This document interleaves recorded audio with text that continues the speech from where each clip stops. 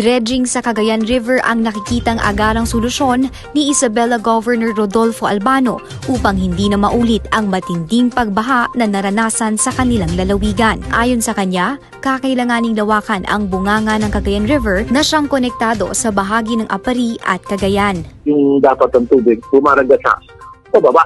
Okay. Paalis. So, kung nagka-bottleneck doon sa pagbaba niya, syempre, babalik yun. Mag-backflow yun. So, Okay. pag nag-backflow yun, nangyari. Doon nagkaka-flooding. Lalo na dito sa Northern Isabela, sa Southern Cagayan. Yung po Ilalaan naman ng lokal na pamahalaan ang mga donasyong naipon upang mapaghandaan ang mga rescue operations sakaling magkaroon pa ng ganitong kalamidad. Bibili kami ng mga boats na talaga ng mga pang-rest na yun pwedeng dumaan sa 1 foot na tubig.